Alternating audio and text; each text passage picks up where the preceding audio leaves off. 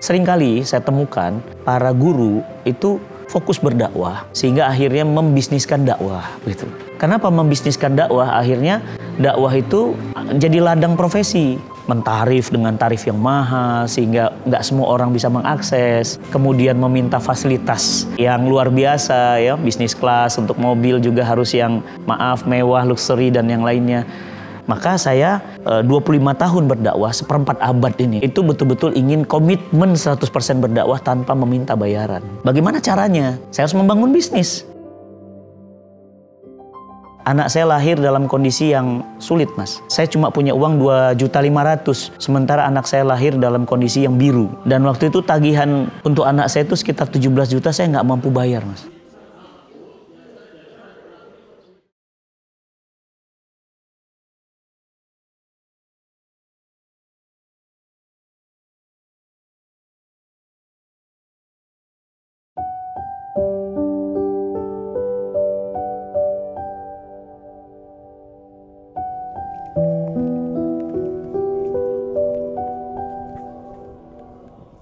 Assalamualaikum warahmatullahi wabarakatuh. Saya Muhammad Fatih Karim. Saya itu dilahirkan di Medan, tapi ayah saya Sunda. Ibu saya Jawa, Jogja, Klaten ya. Lahir di Medan dan saya 2 bersaudara. Dan alhamdulillah sekarang saya tinggal di Bogor, punya 2 putra. Dan alhamdulillah istri saya mensupport saya dalam dakwah. Keluarga saya itu bukan keluarga ulama, bukan keluarga santri, bukan juga keluarga keturunan dari orang-orang yang secara agama cukup baik. Ayah saya seorang pengacara hukum, ibu saya seorang ibu rumah tangga biasa. Dan saya pun latar pendidikan yang tidak ada kaitan dengan keilmuan agama, karena saya D3-nya Unpad Pajajaran, jurusan agribisnis. S1-nya saya di IPB, jurusan agribisnis. Tapi orang bilang lulusan IPB itu institut fleksibel banget sih. Jadi ada yang bilang bahkan Institut Pesantren Bogor. Jadi saya bukan dari keluarga ulama. Tapi ibu saya, ketika saya tanya, apa sih permintaan ibu? Kok bisa saya seperti ini? Gitu. Ibu saya memang sejak kecil saya itu selalu didoakan. Ya Allah, mudah-mudahan anak ini kelak akan menjadi da'i, akan menjadi ustadz yang berdakwah ke tengah-tengah umat. Itu ibu saya selalu harapan begitu. Jadi ibu saya itu selalu berharap saya menjadi da'i. Meskipun saya pikir tidak mungkin. Pertama, dari sisi keluarga, bukan dari keluarga ulama. Yang kedua, dari sisi latar pendidikan. Bukan jurusan tafsir, bukan jurusan hafalan Quran, bukan yang lainnya. Tapi dari mahasiswa agribisnis.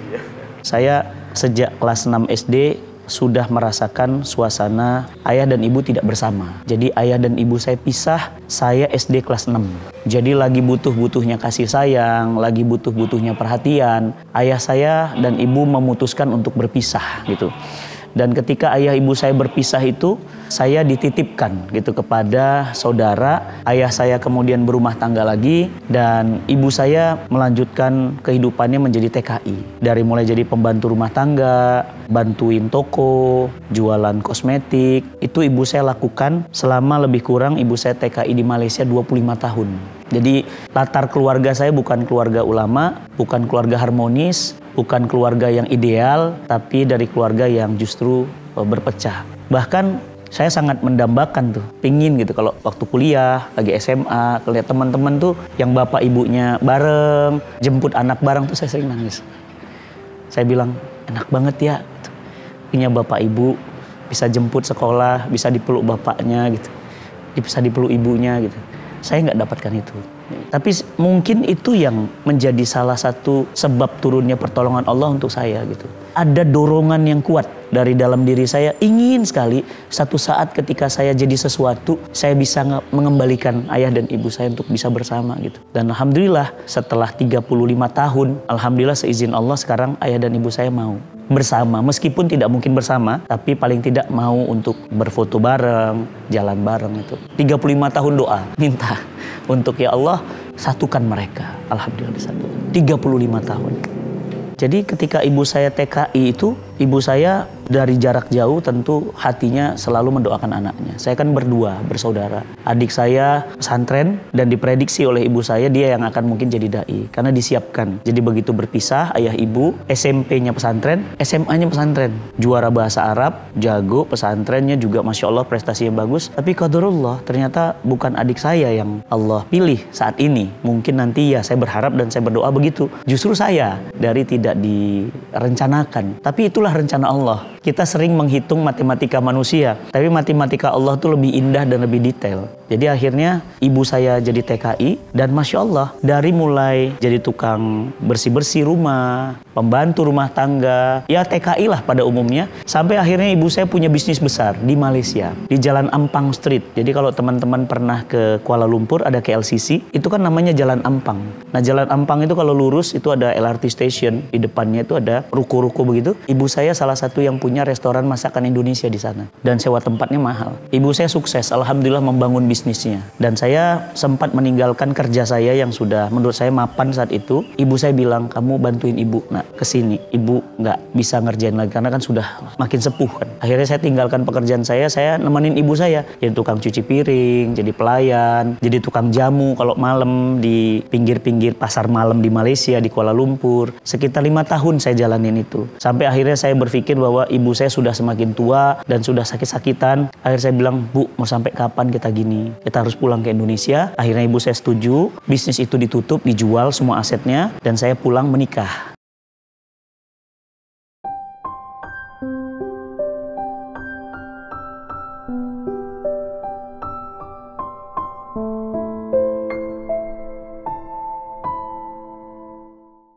Nah, ketika pulang menikah itu saya tidak punya pekerjaan. Saya jualan buku di pinggir masjid, saya jualan kerupuk, kulit ikan patin. Jadi kulit ikan patin itu kan ikan patin itu difilet, kulitnya saya ambil, dijemur kalau siang begini, nanti digoreng. Malamnya dililin sama istri berdua, bawa pakai motor Astrea Grand, ada jeronjongnya di belakang, jualan kerupuk. Nanti sore ambil lagi, uang recehnya diambil, dimasukin dalam kaleng. Setiap kali istri saya mau makan, ya harus ngambil dari kaleng tuh 1.000, 2.000 gitu. Dan kalau hari Sabtu Minggu saya jualan buku di pinggir masjid. Dan saya sering diusir, Mas. Karena saya sering jualan buku tuh, bukunya kebanyakan. Saking semangatnya, karena istri saya hamil. Saya jualan sampai-sampai kemudian sering buku saya dibubarkan begitu. Dan saya bilang, Pak, jangan dibubarkan, Pak. Jangan digeser. Saya jualan Sabtu Minggu. Senin Jumat saya jualan kerupuk untuk istri saya yang sedang hamil gitu. Dan Masya Allah itu saya lewati lebih kurang sekitar 4 tahun karena ekonomi yang sangat susah sampai bahkan hanya untuk makan aja nggak punya. Istri saya memutuskan bagaimana kalau Abi kerja kantor aja. Kerja kemana? Abi kan cuma lulusan agribisnis gitu. Kerja kemana? Akhirnya ada melalui Ustadz Felix Siau, beliau punya teman di Badan Wakaf Al-Quran. Akhirnya saya kerja di sana dengan gaji 600.000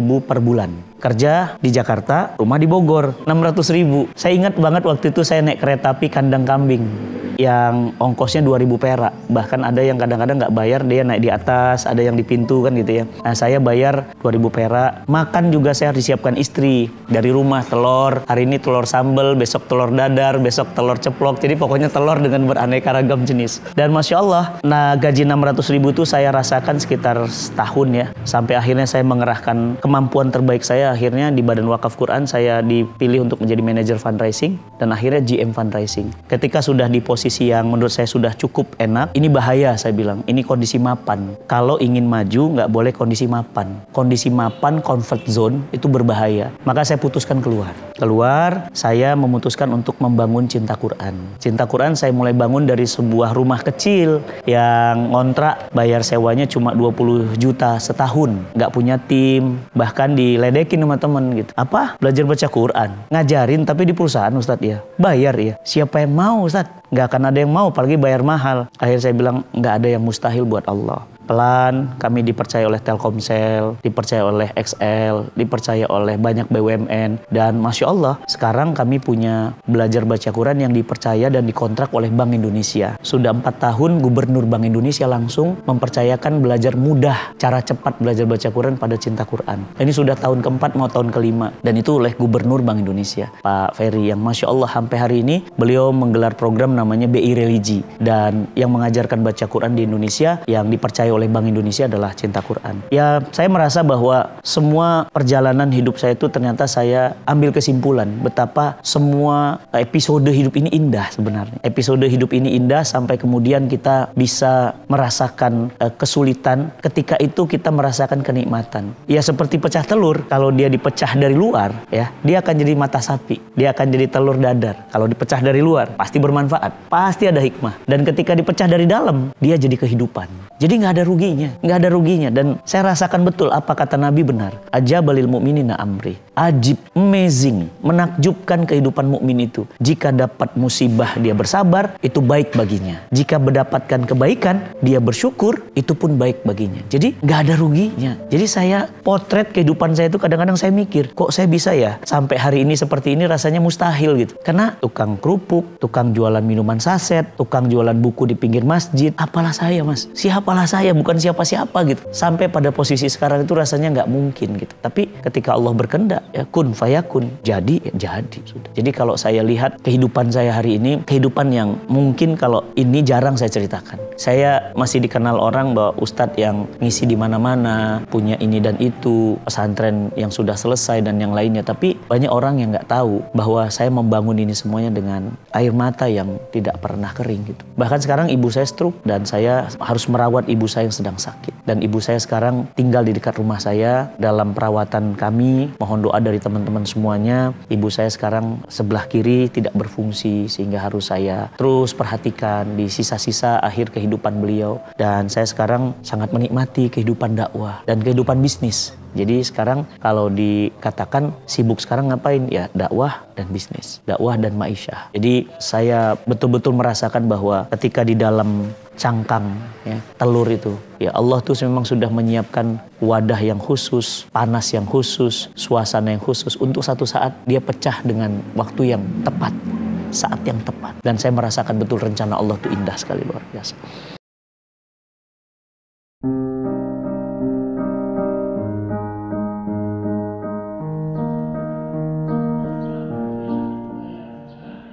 Kalau mulai itu dari tahun 97 sebenarnya saya sudah mulai kajian. Jadi saya belajar ya, senang belajar. Tadinya juga enggak mas. Saya nggak suka ngeliat orang yang berjenggot, berjidat hitam, maupun ya celana cingkrang, baju jubah, itu saya nggak suka. Kesannya tuh maaf, kampungan, norak, tertinggal, nggak keren aja gitu. Karena saya kan celananya robek, kemudian pakai baju juga bajunya rombeng gitu ya. Mahasiswa lah pada umumnya. Sholat juga jarang gitu. Ketika ngelihat ustadz tuh kok kayaknya panitia surga deh gitu ya. Iya gitu, saya nggak suka mas, beneran. Apalagi ngelihat wanita yang berhijabnya itu hijabnya panjang-panjang tuh saya nggak suka gitu. Tapi masya Allah ya, Allah kirim ada seorang sahabat saya yang dia terus deketin saya. Ayo kajian, Kak. Ayo kajian. Akhirnya pernah dia kasih saya buletin. Buletinnya saya jadiin pesawat.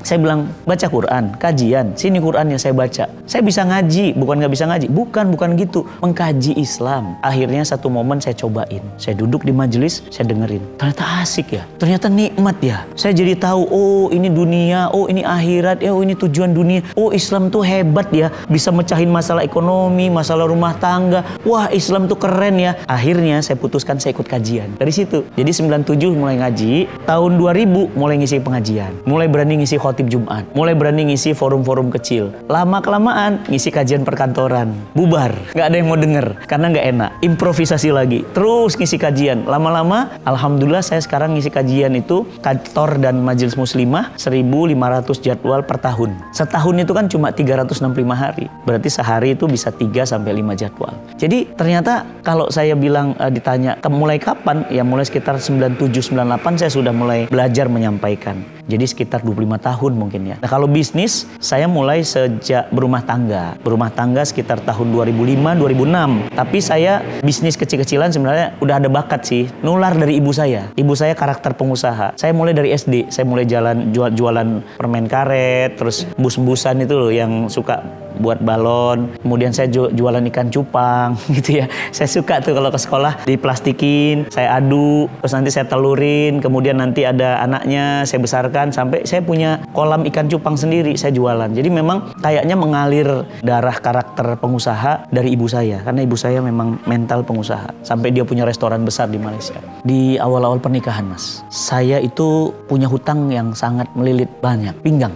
beli beras utang, mau ke Jakarta lowongan kerja utang, ngontrak rumah utang, bahkan sampai-sampai rumah tangga kami hampir pisah, saking sulitnya ekonomi. Jadi saya merasakan kenal orang baru pasti saya utang. Kalau saya kenal Anda sekarang teman-teman, mungkin saya akan hutang karena sulitnya ekonomi. Bahkan beli beras aja saya itu kan yang kiloan, bukan yang per 5 kilo. Jadi belinya pakai plastik hitam. Beli minyak juga minyak curah. Anak saya lahir dalam kondisi yang sulit, Mas. Saya cuma punya uang 2.500.000, sementara anak saya lahir dalam kondisi yang biru. Tubuhnya membiru karena lahir pecah ketuban tapi tidak ditolong oleh bidan dengan cepat sehingga dia minum air ketuban. Dan waktu itu tagihan untuk anak saya itu sekitar 17 juta, saya nggak mampu bayar, Mas, karena uangnya cuma 2.500.000. Tapi Masya Allah, begitu saya mau bayar ke kasir, kata tukang kasirnya, "Bapak tinggal keluar aja." Saya bilang, "Keluar dari mana, kan saya belum bayar." Kata beliau, "Ada yang bayar tadi ke sini," dan dia tidak mau disebutkan namanya. Sampai sekarang tuh orang misterius. Saya nggak tahu tagihan 17.800.000 itu siapa yang bayarin. Saya nggak kenal orangnya. Tapi Masya Allah, saya bilang, "Laki-laki apa perempuan?" "Pokoknya nggak usah ditanya, Pak." Kata dia udah bayar, terus dia pergi. Saya nggak tahu itu malaikat apa manusia gitu. Jadi kehidupan saya yang paling menyesakkan adalah ekonomi. Sulit, Mas, sulit. Bahkan saya pernah digaji 600.000 itu bagi saya udah happy banget karena sebelumnya saya nggak punya pekerjaan gitu. Ya dagang kerupuk itu berapalah kerupuk ya. Kerupuk itu kan cuma 3.000 satu plastik. Saya juga bahkan istri saya lagi hamil, saya ingat banget pingin punya makan rendang itu. Saya beli rendang satu, banyakin bumbunya. Tukang warung Padangnya bilang, "Loh Pak, kenapa nggak beli 2? Nggak apa-apa satu." Ketika istri saya makan tuh, "Loh kok 1, Bi?" "Ya saya makan bumbunya aja, biar Umi yang makan dagingnya." Jadi bumbunya pakai nasi aja tuh bagi saya sudah happy banget gitu. Ya jadi kalau dikatakan masa tersulit saya adalah masa-masa di awal pernikahan. Dan itu saya jalani sampai sekitar 12 tahun, Mas. 12 tahun pernikahan, penuh dengan air mata gitu. Hutang saya baru lunas di tahun ke-14 tahun pernikahan. Dan sekarang sudah 19 tahun pernikahan. Jadi mulai tahun-tahun ke-15 saya mulai agak membaik. Luar biasa. Kesulitan itu ternyata mendewasakan kami. Jadi kalau diingat-ingat, saya pikir itu memang caranya Allah membuat ini semua jadi indah.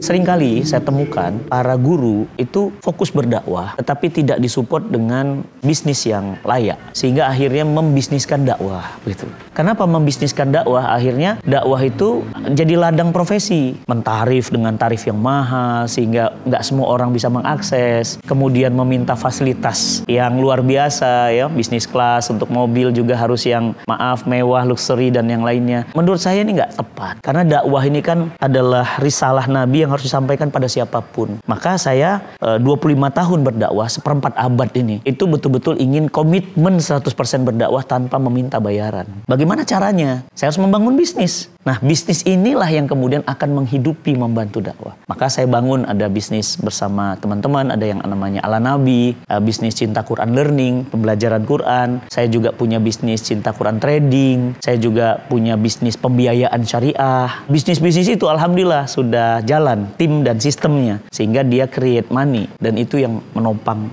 dakwah. Sehingga dakwah dan bisnis 100%. Jadi ketika saya ngisi pengajian, saya 100%. Ketika saya berdakwah juga saya 100%. Ketika saya meeting bisnis, saya all out. Sebagaimana ketika saya ngisi pengajian, saya juga all out. Saya nggak pernah kemudian membuat pembagian gitu. Ya dakwah aja, tinggalkan dunia. Apalagi istilah sekarang teman-teman tuh, ceraikan dunia. Saya kurang setuju ceraikan dunia gitu. Kalau memang ceraikan dunia, buat apa Allah ciptakan kita di dunia? Sedangkan Allah mengirim kita di dunia, itu untuk beramal soleh, membuat kreasi prestasi terbaik untuk dibawa ke akhirat. Bukan diceraikan. Berdasarkan Quran surat Al-Qasas ayat 77, Allah katakan, "Wabtagi fima ataqallahu darul akhirah wala tansa nasibaka minad dunya." Dan carilah semua yang Allah anugerahkan untuk akhiratmu. Ingat, Allah sebut akhirat dulu. Menjadi fokus kita, menjadi visi besar kita, menjadi tujuan kita itu akhirat. Tapi Allah bilang apa? Wala tansa. Jangan lupa, kamu juga punya hak di dunia. Artinya apa? Dunia juga harus diraih, bukan diceraikan. Diraih untuk dibawa bekal pulang ke akhirat. Sehingga kita bisa pulang dengan bahagia. Kenapa bisa pulang dengan bahagia? Karena kita bisa mempersembahkan banyak amal-amal soleh terbaik, dibawa pulang menghadap Allah sebagai hamba. Jadi kenapa harus bisnis? Karena Rasulullah pengusaha. 9 dari 10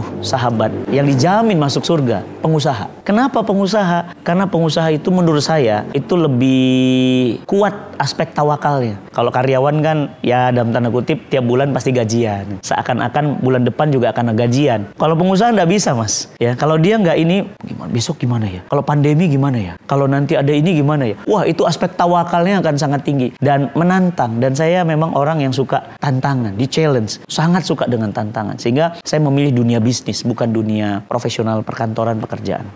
Semua karena pertolongan Allah. Karena kadang-kadang kita melakukan sesuatu yang kita mampu, tapi ternyata bukan itu jalan keberhasilan. Bukan itu jalan kesuksesan. Bukan itu jalan yang Allah mau. Contoh, saya membangun pesantren.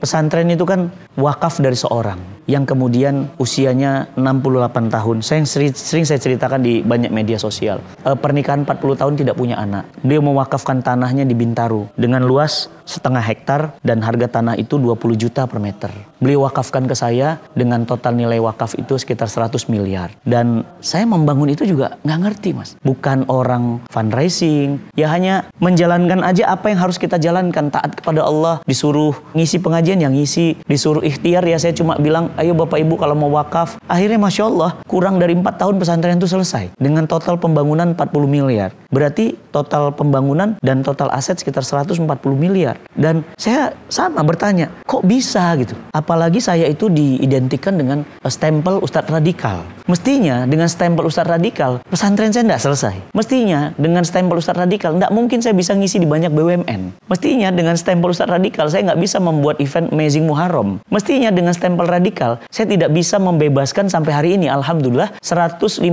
buta aksara Quran, orang buta aksara Quran di Indonesia saya bisa bebaskan. Dari Aceh sampai Papua. Rasanya nggak mungkin mas. Tapi lagi-lagi nggak mungkin ibunya Nabi Musa diperintahkan Allah untuk kemudian menghanyutkan putranya di tengah badai terpaan Fir'aun mencari anak laki-laki. Justru anak laki-laki itu justru malah nyangkut di rumah Fir'aun. Begitulah Allah gitu. Rencananya selalu indah gitu. Jadi bagaimana bisa kalau bisa dibilang dari dulu yang begitu sekarang jadi begini? Allahu Akbar. Rencana Allah aja. Saya kadang-kadang semua yang saya rancang malah kadang nggak jadi gitu. Tapi yang nggak saya rancang Allah punya rancangannya dan rancangannya selalu indah. Saya ngisi tulisan. Waktu itu training. Usia 30 tahun harus jadi ustadz yang sudah ngisi di seluruh Indonesia. Dan benar. Usia 30 tahun saya sudah ngisi di semua provinsi. Usia 40 tahun saya sudah harus ngisi di berbagai negara. Alhamdulillah. Di usia 40 tahun saya sudah ngisi di berbagai negara. Dan di berbagai benua. Jadi kadang-kadang saya pikir. Apa Allah itu benar ya? Jadi maksudnya Allah itu lebih dekat daripada urat nadi kita. Bahkan kata Allah. Ud'uni fastajib lakum. Minta aku kasih. Ketika mereka bertanya, wa ala sa'alaka ibadi anni fa inni qarib, ya, dan jika hambaku bertanya kepadaku, di mana aku? Allah katakan, aku dekat. Aku tuh backing mereka. Aku tuh di samping mereka, mendengar mereka. Jadi Allah itu as-sami itu benar, Mas. Jadi kalau Allah katakan dan jika hambaku bertanya di mana aku, katakan aku itu dekat. Aku itu mengabulkan doa mereka. Jadi benar. Saya tulis 30 benar kejadian. Saya tulis saya pingin pesantren, benar kejadian. Saya tulis saya pingin umroh tiap tahun, malah Allah kasih setahun 3 kali. Saya pingin haji, dihajiin orang. Rasanya apa ya? Saya kok ngerasa benar Allah itu ada nih. Makanya hati-hati dengan doa. Jangan sampai kita doa yang buruk-buruk gitu. Takutnya kejadian gitu. Makanya saya sekarang doa. Doa saya apa? Usia 50 tahun saya nggak mau lagi ngurusin bisnis. Usia 50 tahun saya hanya duduk manis di pesantren. Saya hanya dengar simaan Quran santri. Dan saya keliling pesantren seluruh Indonesia. Saya hanya pantau bagaimana SOP-nya. Saya ingin ngobrol dengan santri. Di usia yang masih muda, di usia 50. Dan sekarang saya sudah 44. Berarti tinggal 66 tahun lagi nih. Target saya untuk menyiapkan itu semuanya. Makanya saya kejar semua untuk menyiapkan target di usia 50, saya nggak mau lagi bisnis. Bisnis yang bekerja, saya hanya sudah tinggal duduk di pesantren, tinggal nerima setoran santri, hafalan-hafalan Quran mereka.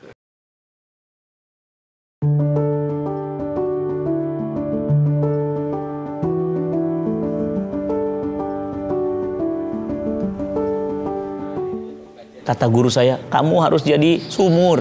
Sumur itu gimana Yai? Sumur itu kamu diem, orang datang ngambil airmu. Di usia berapa? Makin muda makin bagus. Saya bilang insya Allah di usia 50. Jadi nanti usia 50 saya sudah ngomong sama anak-anak santri yang mau ngambil ilmu, yang mau belajar tinggal datang ke pesantren. Ya kita tinggal sharing. Nah di usia 63 saya tulis di situ, ya Allah di usia 63 hamba ingin meninggalkan alam dunia ini seperti usia baginda Nabi SAW. Dan saya ingin pulang dengan bahagia. Ingin pulang tuh udah nggak ada beban hutang. Alhamdulillah hari ini saya sudah tidak punya hutang. 1 rupiah pun. Nikmat hidup tanpa hutang itu. Dan nikmat hidup ketika kita bekerja untuk Allah. Dan saya rasakan betul hari ini saya punya jadwal yang merdeka. Saya ngisi pengajian di mana-mana juga merdeka karena saya tidak pernah mentarif. Saya tidak bisa dibeli. Ustadz tolong, nggak boleh ngomong ini. Kalau ini gitu, Ustadz nanti nggak dibayar. Maka saya bilang, baik, saya batalkan kontraknya, silahkan undang Ustadz yang lain. Merdeka, Mas. Menurut saya itu kemerdekaan yang hakiki. Jadi kalau dikatakan apakah sudah sampai apa yang saya impikan, belum. Karena saya masih punya cita-cita sampai akhir hayat saya yang belum terwujud. Saya ingin mewujudkan Indonesia cinta Quran. Jadi apa itu Indonesia cinta Quran? Sebuah negeri yang makmur, kaya raya, yang kehidupannya ditata oleh Quran. Muamalahnya Quran, pemerintahannya taat sama Quran, sosialnya Quran, bisnisnya Quran, semuanya Qurani. Tidak ada LGBT, tidak ada zina, tidak ada judi, tidak ada pinjol, tidak ada riba. Itu dream saya, Mas. Jadi saya punya cita-cita mewujudkan Indonesia cinta Quran. Quran itu kan sumber kebenaran. La roiba fi, tidak ada keraguan di dalamnya. Hudalil muttaqin, dia petunjuk bagi orang-orang bertakwa. Nah pertanyaannya, ada nggak peraturan, sistem kehidupan yang lebih baik daripada Quran? Karena Quran didatangkan dari yang mencipta kita. Kita berasal dari Allah. Hidup di dunia juga semuanya pemberian Allah. Kita juga nanti pulang menghadapnya Allah. Nah kenapa kok hidup kita nggak mau diatur Allah? Simple. Maka saya pingin banget tatanan sebuah negeri yang diatur sama Quran ya. Kenapa? Pertama, Indonesia mayoritas muslim terbesar di dunia. Jamaah haji terbesar Indonesia, jamaah umroh terbesar Indonesia, masjid terbanyak di dunia Indonesia, penghafal Quran terbanyak Indonesia. Emang kenapa kalau punya mimpi bisa ya Indonesia diatur sama Quran? Keren banget ya. Udah negerinya kaya, berkah, berlimpah lagi. Kenapa? Karena diatur oleh Allah. Maka untuk mewujudkan itu saya bangun Cinta Quran Foundation. Cinta Quran Foundation punya banyak program. Dari mulai hulu, membebaskan buta aksara Quran, sampai mencetak dai Quran. Saya punya program namanya Indonesia Bisa Baca Quran. Indonesia bisa baca Quran. Indonesia kan mayoritas muslim, Ustadz, kata orang. Justru mayoritas muslim, tapi 73% umat Islam Indonesia nggak bisa baca Quran. Dari mana datanya?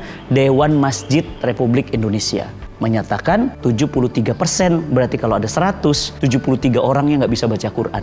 Maka kita buat program pelatihan tak berbayar. Dari Aceh sampai Papua, Indonesia bisa baca Quran. Sampai hari ini itu sudah membebaskan 150.000 buta aksara Quran dari Aceh sampai Papua. Alhamdulillah. Jadi kalau 150.000 orang buta aksara Quran dibebaskan, banyak dong. Belum dong. Kan yang nggak bisa baca Quran 100 juta. Yang baru bisa dibebaskan baru 150.000. Baru 0,01%. Sudah kami bangun lagi. Ada yang namanya program zakat 100%. Zakat 100%. Emang ada zakat nggak 100%? Cuma banyak zakat tuh dipotong-potong. Kalau saya tuh pingin bantu orang duafa, orang sakit tuh benar-benar kami hanya penyalur saja. Dan kami tidak mengambil sepeser pun. Program zakat 100%. Kami juga punya program kajian perkantoran. Bagaimana mau Indonesia cinta Quran kalau profesional mudanya nggak terbina? Kami juga punya kajian rumahan atau kajian muslimah. Bagaimana kalau mau mewujudkan Indonesia cinta Quran, para ibunya nggak dekat sama Quran. Kami juga punya Cinta Quran TV, kanal yang alhamdulillah hari ini sudah 1,2 juta subscriber dan 97 juta views. Kami bangun untuk menyadarkan umat agar cinta dengan Quran. Kami juga punya program Cinta Quran Center. Dai diambil dari seluruh Indonesia, dicetak jadi dai, gak berbayar, full beasiswa. Dididik, dicetak, jadi pengusaha, jadi leadership, dan jadi dai. Ini tentu luar biasa. Ini saya bangun bersama tim, alhamdulillah sudah selesai. Jadi hulu, hilir, Quran, pingin banget wujudin Indonesia cinta Quran. Dan saya yakin bisa. Kenapa? Buktinya sekarang sudah mulai banyak rumah tahfiz. Sekarang sudah mulai banyak aplikasi Quran. Sekarang sudah mulai banyak anak-anak yang sekolah, yang ditanya bukan sekolahnya di mana, anaknya berapa, tapi ditanya hafalannya udah apa. Berarti ini ciri-ciri bahwa apa? Indonesia cinta Quran sebentar lagi akan wujud. Dan saya yakin ini bukan rindu saya aja, bukan pinginnya saya aja, bukan mimpinya saya aja. Saya yakin pasti ini mimpi kita semua. Coba, ikan mana sih yang nggak senang sama air? Ikan itu hidupnya di air. Jadi kalau ada ikan pinginnya hidup di panci, itu namanya ikan pesmol. Jadi kalau ada ikan pasti pinginnya hidup di air. Kalau ada muslim pasti ingin hidupnya diatur sama Quran dan Sunnah kan? Gak mungkin ada muslim anti sama Quran. Gak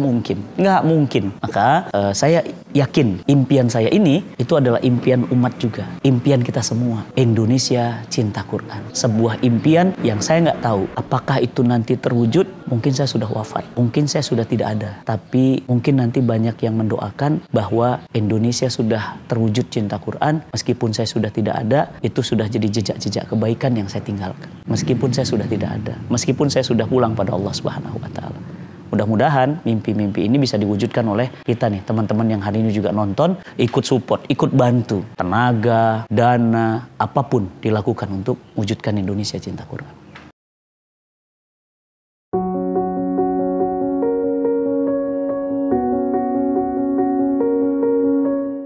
Sampai Nabi sebelum wafat itu bilang, andai nanti aku wafat, mandikan aku dengan air sumur ini. Nabi menunjuk sumur Gors. Sekarang kalau kita umroh, itu ada sumur Gors. Nah pertanyaannya, gak mungkin Nabi sembarangan. Mana mungkin Nabi orang terbaik pingin dimandikan air mineral gitu. Nabi minta dimandikan sumur Gors. Pasti ada sesuatu. Dan kalau boleh saya meminta, saya pun ingin diwafatkan seumur dengan usia Nabi kita. Kenapa? Tanda cinta. Sama dengan Nabinya. Cinta sama Nabinya. Jadi wafat di usia itu. Saya nggak tahu ada apa dengan usia 63. Usia 63 itu menurut saya belum tua, tapi juga sudah tidak muda. Tapi usia yang rasanya pantas. Dan menurut saya dahsyat. Kenapa? Ketika Quran selesai diturunkan, ayat terakhir diturunkan, Nabi wafat. Apa pelajarannya? Pelajarannya berarti setelah tugasnya selesai, Nabi pamit pulang. Begitu juga saya pingin tugas saya sudah selesai semua, saya sudah perjuangkan, saya sudah bebaskan buta aksara Quran, saya sudah cetak dai Quran, saya sudah bantu saudara-saudara duafa, saya bangun sekolah generasi Quran untuk duafa gratis, saya bangun rumah singgah Al-Fatih untuk duafa yang sakit. Sudah selesai semua, saya pikir 63 umur yang pas untuk saya pamit meninggalkan dunia.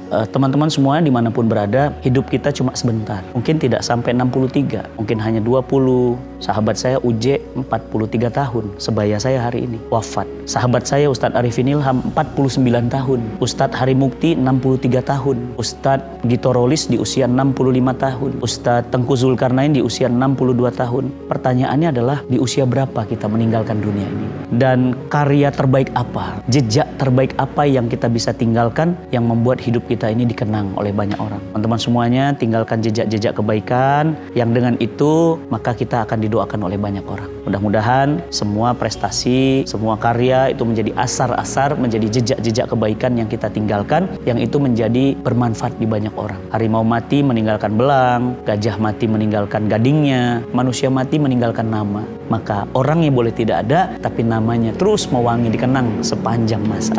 Teman-teman semuanya semangat terus berkarya, terus berjuang. Tidak ada yang mustahil bagi Allah. Dekat dengan Allah, sang pemilik kekuatan, kekuasaan. Assalamualaikum warahmatullahi wabarakatuh.